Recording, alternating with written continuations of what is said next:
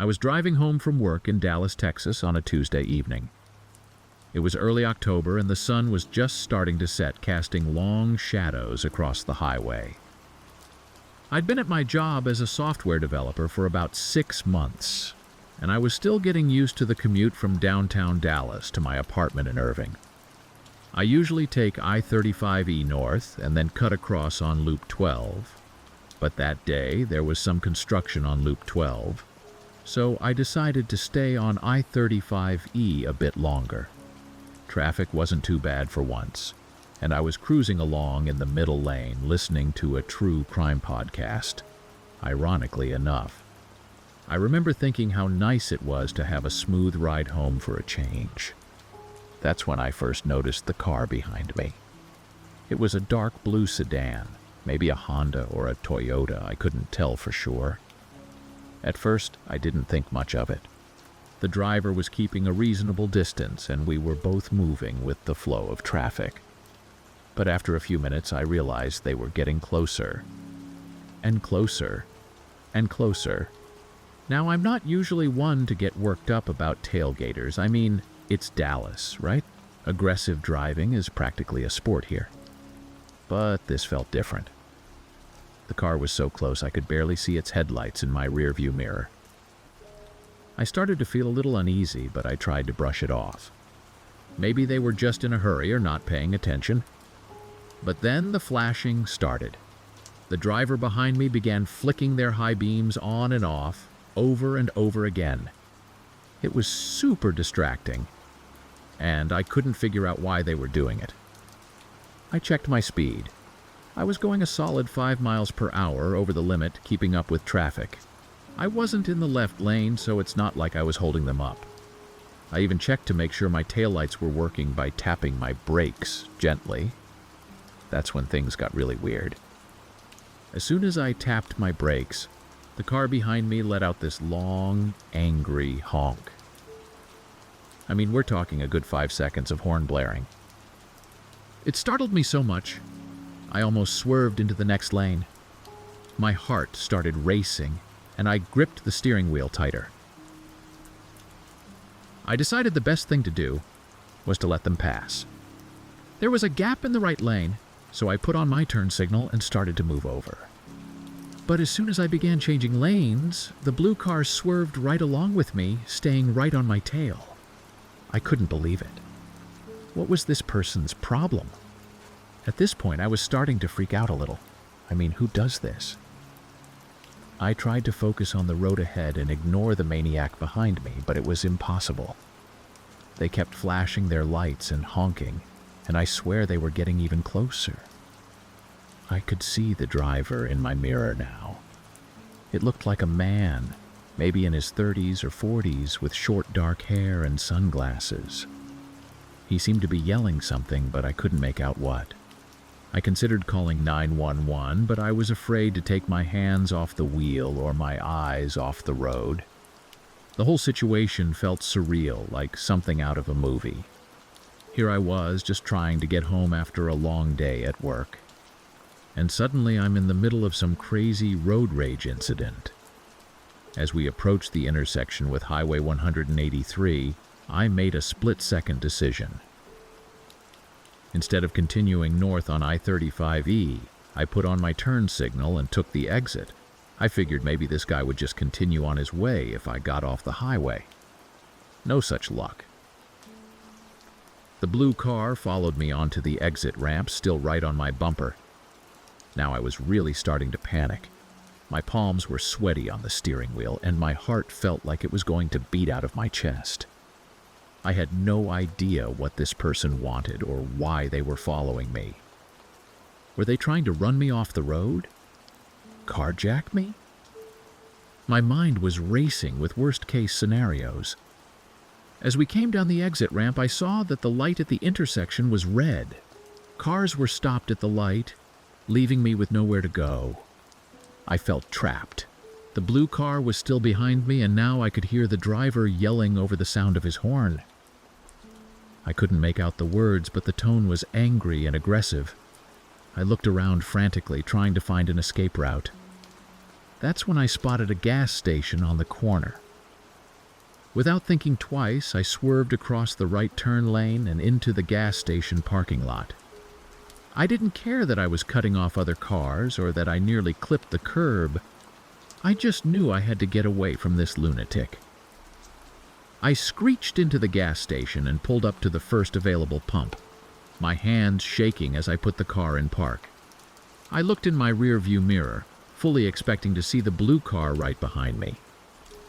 But to my surprise and relief, it wasn't there. I scanned the street and saw the car stopped at the red light, the driver still honking and yelling. For a moment, I thought maybe it was over. Maybe he'd give up and drive away. But then the light turned green, and my heart sank as I watched the blue car make a right turn into the gas station. At this point, survival instincts kicked in. I didn't even think about it. I just threw my car back into drive and took off, tires squealing. I shot across the gas station parking lot and out the other side, barely missing a car that was pulling in. In my mirror, I could see the blue car trying to follow, but they got stuck waiting for the other car to move. I took advantage of that small lead and floored it. I turned right onto the access road, then quickly made a left at the next light. I had no idea where I was going. I just knew I had to put as much distance between me and that car as possible. I drove through neighborhoods I'd never seen before, making random turns and doubling back on myself, constantly checking my mirrors for any sign of the blue sedan. After what felt like hours but was probably only about 20 minutes, I finally allowed myself to slow down and breathe. I pulled over on a quiet residential street and just sat there for a while, shaking and trying to process what had just happened. I kept expecting the blue car to appear out of nowhere, but the street remained quiet and empty. When I felt like I could drive safely again, I pulled out my phone and used GPS to figure out where I was. Turns out I'd driven all the way to Carrollton in my panic. I plotted a route home that avoided highways and major roads, even though it would take twice as long. There was no way I was getting back on I-35 that night. The drive home was nerve-wracking. Every time I saw headlights in my mirror, my heart rate would spike. I kept imagining that I saw the blue car out of the corner of my eye. By the time I finally pulled into my apartment complex, I was a wreck. I sat in my car for a long time, just watching to make sure no one had followed me home. That night, I barely slept. I kept replaying the incident in my mind, trying to figure out what I could have done differently or if I had somehow provoked the other driver without realizing it. But no matter how much I thought about it, I couldn't come up with any reason for what happened.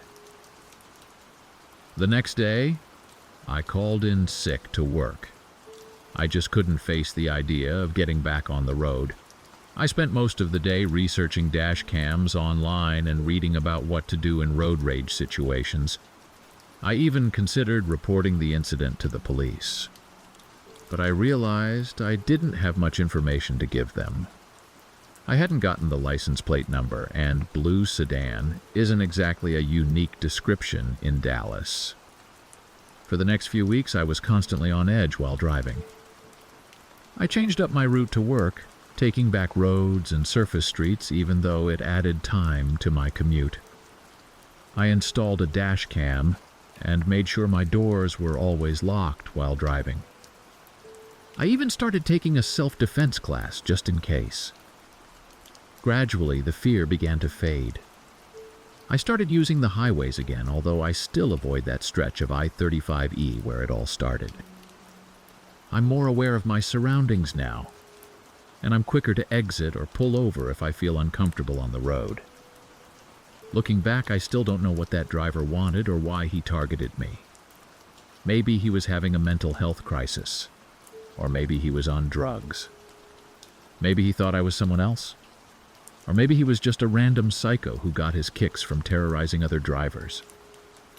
I'll probably never know for sure. I still think about that night sometimes. especially when I'm driving alone after dark. But I try not to let it control me or keep me from living my life. After all, millions of people drive every day without incident. What happened to me was scary, but it was also rare. I can't let one bad experience ruin driving for me forever. I was driving through Miami, Florida, on a solo road trip from Orlando to Key West. It was late July, and the heat was brutal even at night. I'd been on the road for about 4 hours, and I was starting to feel pretty wiped out. I'd taken I-95 south from Orlando, and I was just approaching the outskirts of Miami when I realized I was running low on gas. My GPS showed a gas station just off the next exit, so I decided to pull over and fill up. It was around 11 p.m., and I figured I'd grab some snacks and maybe a coffee to keep me going for the last leg of the trip. The exit took me onto NW 119th Street, and I spotted the gas station right away. It was one of those big 24-hour places with a convenience store attached. The sign said it was a speedway, and the prices looked decent, so I pulled in. There were only a couple of other cars at the pumps, which I thought was a bit weird for Miami, even at that hour. But I was just glad I didn't have to wait in line. I pulled up to one of the pumps and got out of my car. The humidity hit me like a wall, and I could feel my shirt sticking to my back almost instantly. I swiped my card at the pump and started filling up my tank, keeping an eye on the numbers as they ticked up. That's when I first noticed the car. It was a black SUV, maybe a Ford Explorer or something similar. It pulled into the station and parked at the pump right next to mine, even though there were plenty of other open spots.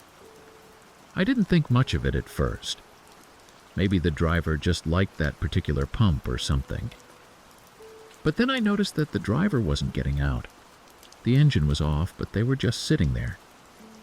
And I could feel eyes on me. I tried to play it cool, focusing on the gas pump and pretending not to notice. But after a minute or two, I couldn't help but glance over. That's when I saw him.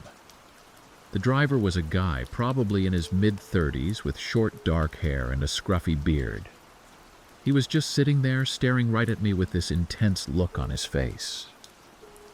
It wasn't angry or anything, just focused. Like I was the most interesting thing he'd seen all day. I felt a chill run down my spine, despite the heat. I tried to tell myself I was overreacting, that maybe the guy was just zoning out after a long drive or something. But deep down, I knew something wasn't right about this situation. The pump clicked off, snapping me back to reality. I quickly replaced the nozzle and screwed the gas cap back on, trying to move as fast as I could without looking like I was in a panic. I kept telling myself that I was just being paranoid, that this was probably nothing. But every time I glanced at the SUV, the guy was still staring. I decided to go inside the store to pay and grab those snacks I'd been thinking about. Maybe by the time I came back out, the guy would be gone. I locked my car, something I don't usually bother with at gas stations, and headed for the store entrance. As I walked, I could hear a car door opening behind me. I didn't turn around, but I could feel someone following me. My heart was pounding so hard I could hear it in my ears. I picked up my pace a little, reaching for the door handle of the store like it was a finish line in a race. Just as I was about to pull it open, I caught a glimpse of the guy from the SUV in the reflection of the glass.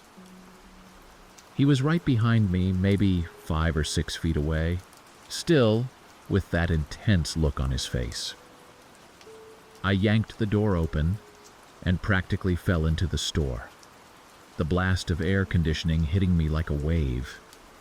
The store was empty except for the clerk behind the counter, a bored-looking teenager who barely glanced up from his phone as I came in. I tried to act casual, wandering over to the snack aisle and pretending to browse. But really, I was watching the door, waiting to see if the guy from the SUV would follow me in. Sure enough, a few seconds later, he walked in. He didn't look at me right away, just started wandering the aisles like he was shopping. But I could feel his eyes on me every time I turned my back. I grabbed a few random snacks off the shelf, not even looking at what I was getting, and made my way to the counter.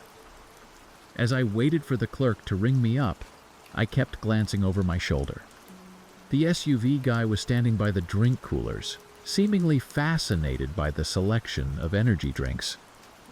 But every time I looked, his eyes would flick towards me for just a second. I paid for my gas and snacks as quickly as I could, fumbling with my wallet in my haste. The clerk didn't seem to notice anything was wrong, or if he did, he didn't care. I thanked him and turned to leave, my heart racing as I realized I'd have to walk past the SUV guy to get to the door. I took a deep breath and started walking, trying to project confidence even though I felt anything but. As I passed the SUV guy, he suddenly moved, reaching out as if to grab my arm. I flinched away, nearly dropping my bag of snacks, and practically ran for the door. Once outside, I speed-walked to my car, fumbling with my keys. I could hear footsteps behind me, and I knew without looking that it was him. I reached my car and yanked the door open, throwing myself inside and locking the doors in one frantic motion. Through the window, I could see the SUV guy standing there, right next to my car. He was leaning against it casually, like he was waiting for a friend. But the look in his eyes was anything but friendly. He was staring right at me, his expression unreadable in the harsh fluorescent lights of the gas station. I sat there for a moment, frozen with fear and indecision. Should I try to drive away? What if he tried to block me in? Should I honk the horn, try to attract attention? But the gas station was nearly deserted, and the clerk inside hadn't seemed to care about anything going on. With shaking hands, I pulled out my phone and dialed 911. As it rang, I kept my eyes on the SUV guy. He didn't move, didn't try to get back in his car or come any closer to mine. He just stood there watching me. When the 911 operator answered, I tried to keep my voice calm as I explained the situation. I gave them the address of the gas station and a description of the guy and his SUV. They told me to stay in my car with the doors locked and that they were sending officers to check it out. Those next few minutes felt like hours. I sat there, engine off, afraid to even start my car in case it provoked the guy into doing something. He remained where he was, occasionally shifting his weight or looking around, but always coming back to staring at me. I started to wonder if maybe I had overreacted. Maybe this was all just a big misunderstanding. Maybe the guy was just socially awkward and didn't realize how creepy he was being. But then I remembered the way he had reached for me in the store, and I knew in my gut that something was very wrong here. After what felt like an eternity, but was probably only about 10 minutes, I saw flashing lights approaching. A wave of relief washed over me as a police cruiser pulled into the gas station, followed quickly by a second one. The SUV guy straightened up as soon as he saw the police cars. He glanced at me one last time, then quickly walked back to his vehicle. I watched in disbelief as he calmly got in, started the engine, and drove away, pulling out of the gas station just as the police were pulling in. I got out of my car as the officers approached, my legs feeling weak and shaky. They asked me to describe what had happened, and I did my best to recount everything, from the staring to the following to the way he had been waiting by my car. One of the officers took my statement, while the other went to check the security cameras. They were both professional and seemed to take me seriously, which I appreciated. They asked if I wanted to file a report, and I said yes, without hesitation. While we were talking, the officer who had gone to check the cameras came back. He said they had clear footage of the guy and his vehicle, including his license plate. They were going to put out an alert for the SUV and see if they could track the guy down. The officers asked if I felt safe continuing my drive or if I wanted an escort somewhere. I was tempted to ask for the escort, but I didn't want to be any more trouble. Plus, I figured the guy was long gone by now, so I told them I'd be okay to drive. Before I left, they gave me a case number and their contact information in case anything else happened or if I remembered any other details. They also advised me to be extra aware of my surroundings for the next few days, just in case. I thanked the officers and got back in my car, my hands still shaking slightly as I started the engine. As I pulled out of the gas station, I couldn't help but scan every vehicle I saw, half expecting to see that black SUV following me. The rest of the drive to Key West was nerve-wracking. Every time a car stayed behind me for more than a few minutes, I felt my anxiety spike. I kept checking my rearview mirror, convinced I was going to see that SUV appear out of nowhere. I finally made it to my hotel in Key West around 3 a.m., exhausted and still on edge. I double-checked all the locks in my room before I finally allowed myself to collapse into bed. Even then, sleep didn't come easily. Every noise in the hallway made me jump, and I kept replaying the events of the night in my mind. The next morning, I woke up feeling groggy and disoriented. For a moment, I thought maybe it had all been a bad dream. But then I saw the crumpled bag of snacks I'd bought at the gas station, and it all came rushing back. I spent most of that day in my hotel room, too shaken to go out and enjoy the sights like I had planned. I called the police department back in Miami to see if they had any updates, but they said they were still looking for the guy. They promised to call me if they found anything. As the days went by and nothing happened, I started to relax a little. I managed to enjoy some of my vacation, though I never quite shook the feeling of unease. I found myself constantly looking over my shoulder, especially when I was out at night. When it was time to drive back to Orlando, I seriously considered changing my route to avoid Miami altogether. But in the end, I decided I couldn't let fear control me like that. I did make sure to fill up my tank well before I got to Miami, though. There was no way I was stopping at that gas station again. The drive back was uneventful, thankfully. But even now, months later, I still think about that night sometimes. I wonder who that guy was and what he wanted. Was he just trying to scare me? Was he planning to rob me? Or was it something even worse? I never did hear back from the Miami police about whether they found the guy or not. Part of me hopes they did. That maybe he's off the streets now and can't scare anyone else like he scared me. But another part of me is afraid to know. What if they did find him? And his explanation was even creepier than I imagined. I know the chances of something like that happening again are slim. But that experience taught me that you can never be too careful. It's a scary world out there sometimes, and you never know when a routine stop for gas might turn into something much more sinister. It was about 8 months ago when I had this seriously freaky experience on the highway outside of Denver. I still get goosebumps thinking about it. I've lived in Colorado for a few years now, working as a nurse at UC Health University of Colorado Hospital. My shifts can be pretty unpredictable, and this particular night, I was driving home after a grueling 12-hour stint in the ER. It was early October, and the weather was just starting to turn.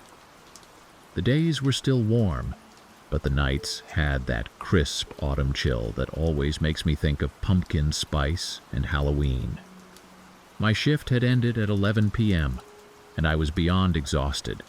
All I wanted was to get home, take a hot shower, and crash into bed. I live in Arvada, which is about a 20-minute drive from the hospital on a good day. Usually, I take I-225 to I-70, but there had been some construction on I-70 that week, so I decided to take E470 instead.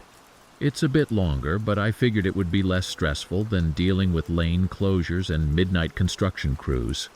The toll road was practically empty when I got on it. I remember thinking how peaceful it was, driving under the stars with barely another car in sight. The radio was playing softly, some late-night talk show that I wasn't really paying attention to. I was in that weird state of tired where you're exhausted but also kind of wired, you know? Like your body wants to sleep, but your brain is still racing from the day. I'd been driving for maybe 10 minutes when I first noticed the pickup truck. It was a big, dark-colored thing, maybe navy blue or black. It was hard to tell in the darkness. At first, I didn't think anything of it. It was just another vehicle on the road, keeping pace a few car lengths behind me. But after a few minutes, I started to get this uneasy feeling. The truck was weaving a bit, drifting over the lane lines and then jerking back into place. My first thought was that the driver must be drunk or falling asleep at the wheel. Either way, I didn't want to be anywhere near them if they lost control. I eased off the gas a little, hoping they'd pass me. But instead of going around, the truck slowed down too, matching my speed. That's when I started to get really nervous. I mean, why wouldn't they just pass me? There was plenty of room, and it's not like there was other traffic to worry about. I sped up a bit, thinking maybe I just needed to put some distance between us. The truck sped up too, staying right behind me. My heart started racing, and I gripped the steering wheel tighter. I told myself I was overreacting, that there was probably a perfectly innocent explanation for this. Maybe they were just using me as a guide in the dark, or maybe they were looking for a specific exit and didn't want to miss it. But then the truck suddenly swerved into the left lane and gunned it, roaring past me like a bat out of hell. As it passed, I got a glimpse of the driver. A man, I think, but I couldn't make out many details. He was gesturing wildly with one hand, and even though I couldn't hear him over the sound of the engines, I could tell he was yelling something. The truck cut back into my lane so close that I had to slam on my brakes to avoid hitting it. I let out a string of curses that would have made my patience blush. What was this guy's problem? I flashed my lights at him, more out of reflex than anything else, and immediately regretted it. The brake lights on the truck lit up, and for a heart-stopping moment I thought he was going to come to a dead stop right there on the highway. I swerved into the left lane, narrowly avoiding a collision. As I passed the truck, the driver leaned out of his window. In the glow of my headlights, I could see his face contorted with rage. He was shouting something at me, but I couldn't make out the words. Not that I wanted to hear what he had to say anyway. I floored it, my little sedan's engine whining in protest as I pushed it to go faster than it was really meant to. In my rearview mirror, I could see the truck's headlights growing smaller. For a moment, I thought maybe it was over, that the guy had gotten whatever road rage was in his system out and was letting me go. But then those headlights started growing bigger again. The truck was catching up and fast. I was already going well over the speed limit, and I knew I couldn't outrun him. My exit was coming up soon, but I was afraid to take it. What if he followed me off the highway? I didn't want to lead this maniac to my home or anywhere near a residential area. I was trying to figure out what to do when the truck suddenly appeared in the lane next to me. The driver was leaning out the window again, gesturing for me to pull over. Yeah, right. Like I was going to stop for this psycho in the middle of nowhere at midnight. I shook my head and kept my eyes on the road, pretending I couldn't see him. That's when things got really scary. The truck started drifting into my lane, forcing me closer and closer to the guardrail. I couldn't believe this was happening. Was this guy really trying to run me off the road? Over what? A little brake checking? It didn't make any sense. I laid on my horn, hoping the noise might snap him out of whatever rage-fueled stupor he was in. Instead, it seemed to make him even angrier. He swerved towards me sharply, and I had to wrench the wheel to the right to avoid being hit. My tires screeched as they left the asphalt, kicking up gravel from the shoulder of the road. For a terrifying few seconds, I thought I was going to lose control. The car fishtailed, and I could feel the back end trying to swing around. I took my foot off the gas and turned into the skid, just like they taught us in driver's ed. Somehow, miraculously, I managed to get the car back under control and onto the road. My heart was pounding so hard I could feel it in my throat. I was shaking all over, adrenaline coursing through my system. But I didn't have time to recover because the truck was coming at me again. This time, he didn't bother with trying to force me over gradually. He just aimed straight for me. I don't know if it was luck or instinct or divine intervention, but somehow I managed to swerve out of the way at the last second. The truck roared past me, missing my car by inches. I could hear the scrape of metal on metal, and I knew he'd clipped my side mirror. That was it. I'd had enough.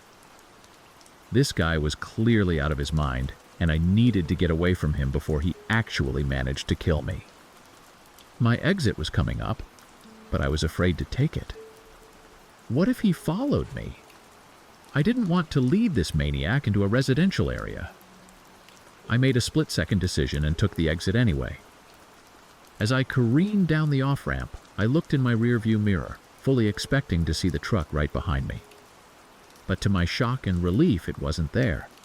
I could see its taillights in the distance, still on the highway, getting smaller by the second.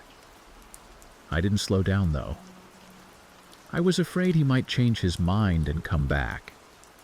I sped through the intersection at the end of the off-ramp, probably running a red light in the process. I didn't care. All I wanted was to put as much distance between me and that truck as possible. I drove through unfamiliar streets, making random turns and doubling back on myself. I had no idea where I was going, and at that point, I didn't care. I just knew I had to keep moving. Every time I saw headlights in my mirror, my heart would jump into my throat. But it was never the truck. After what felt like hours, but was probably only about 20 minutes, I finally allowed myself to slow down. I pulled into the parking lot of a 24-hour Walmart, my hands shaking so badly I could barely turn off the ignition. I sat there for a long time, just trying to catch my breath and calm my racing heart.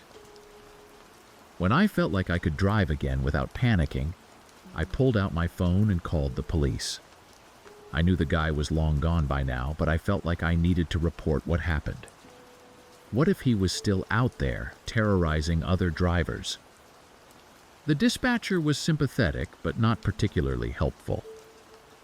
Without a license plate number or a more detailed description of the truck or driver, there wasn't much they could do.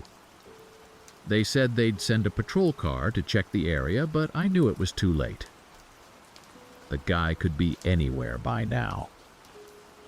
I sat in that Walmart parking lot for another hour, jumping at every sound and flinching every time a car drove by. I was afraid to get back on the road, but I was also afraid to stay in one place for too long. What if the truck driver had somehow followed me and was just waiting for me to let my guard down? Finally, exhaustion won out over fear. I needed to get home. I pulled up Google Maps on my phone and plotted a route that avoided highways entirely. It would take twice as long, but I didn't care. There was no way I was getting back on E470 that night. The drive home was nerve-wracking. Every pickup truck I saw made my heart race. Every time a car stayed behind me for more than a few blocks, I'd start to panic, thinking it was him coming back to finish what he started. By the time I finally pulled into my driveway, I was a wreck. I double-checked all the locks on my doors and windows before I finally allowed myself to collapse into bed. Even then, sleep didn't come easily. Every noise outside made me jump, convinced it was the sound of that truck pulling up to my house. The next day, I called in sick to work. I just couldn't face the idea of driving again so soon. I spent most of the day researching dash cams online and reading about what to do in road rage situations. I even looked up self-defense classes in my area. Anything to make me feel less helpless. I also checked the local news obsessively, half expecting to see a story about a crazed truck driver running people off the road, but there was nothing. It was like it had never happened. Part of me almost wanted to see something, just to confirm that I hadn't imagined the whole thing. For weeks after that night, I was a nervous wreck behind the wheel. I changed up my route to work, taking back roads and surface streets even though it added time to my commute. I installed a dash cam and made sure my doors were always locked while driving. I started carrying pepper spray in my car just in case. Gradually, the fear began to fade. I started using the highways again, although I still avoid E470 if I can help it. I'm more aware of my surroundings now, and I'm quicker to exit or pull over if I feel uncomfortable on the road. But I'm also more appreciative of the normal, uneventful drives that make up most of my time behind the wheel. Every time I get home safely, I feel a little surge of gratitude. I still think about that night sometimes, especially when I'm driving alone after dark. I wonder who that driver was and why he targeted me. Was he drunk, on drugs, having some kind of psychotic break? Or was he just a random road rage psycho who got his kicks from terrorizing other drivers? I'll probably never know for sure. What I do know is that the experience changed me. I'm more cautious now, more aware of the potential dangers that can come out of nowhere. But I'm also more determined not to let fear control my life. I still drive, still go to work, still live my life. I refuse to let one terrifying experience take that away from me. Thank you for watching. If you found these stories gripping, don't forget to subscribe for more spine-tingling content. For another hair-raising tale, check out our suggested video. And if you're hungry for more eerie encounters, dive into our playlist featuring similar chilling narratives.